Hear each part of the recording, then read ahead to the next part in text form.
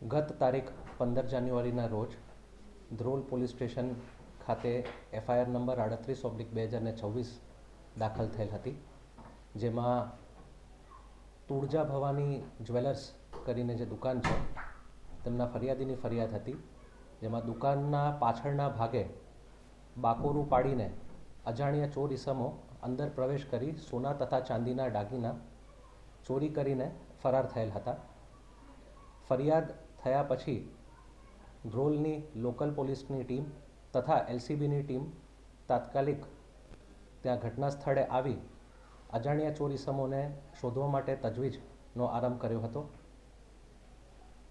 3 દિવસની મહેનત પછી હ્યુમન અને ટેકનિકલ ઇનપુટ્સના આધારે LCBની ટીમને બાતમી મળી હતી કે આ અજાણ્યા ઈસમો જે છે એ મોટરસાઇકલ પર ચોરીનો મુદ્દામાલ લઈ જોડિયાથી ધ્રોલ તરફ આવી રહેલ છે.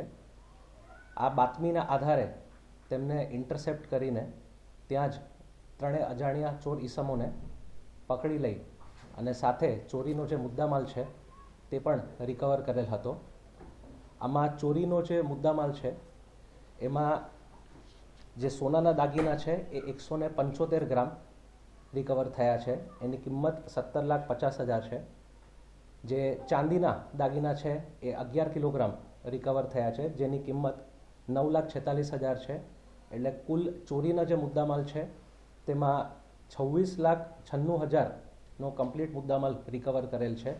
આ ઉપરાંત જે 2 મોટરસાઇકલ છે તે ઉપરાંત 4 મોબાઈલ ફોન છે અને જે ચોરી કરવામાં લોખંડના સળિયાનો ઉપયોગ કર્યો હતો તે પણ રિકવર કરવામાં આવેલ છે. આ 3 જે અજાણ્યા ઈસમો છે એમના નામ છે હિંમતભાઈ પાંગડાભાઈ મહેડા, બીજા શૈલેષભાઈ નવલસિંહ મહેડા અને ત્રીજા ટીનુભાઈ પાંગડાભાઈ મહેડા. મૂળ તેઓ દાહોદના નિવાસી છે, તો તેઓની અટક કરેલ છે અને મુદ્દામાલ પણ રિકવર કરેલ છે. સાહેબ, આની ઉપર આની પેલા ગુના કે આ નિયમો શું હતી? હાલ આમની ઉપર કોઈ ગુનાહિત ઇતિહાસ જાણવામાં નથી આવ્યું, તે છતાં એની તપાસ હજુ આગળ ચાલુ છે, તો આગળ મળશે તો એ પ્રમાણે જાણ કરવામાં આવશે. સાહેબ, એમો શું હતી?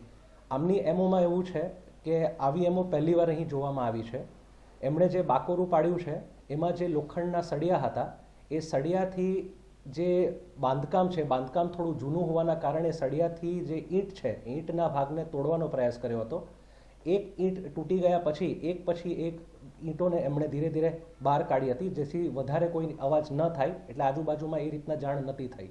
એટલે આ પ્રથમ વખત આવી એમો અહીં જોવામાં આવી છે. હાલ અત્યારે કશું જાણમાં નથી. સાહેબ, કોઈ રેકી કરેલી કે બનાવ સ્થળ ઉપર એ હાલ તપાસમાં ખુલશે.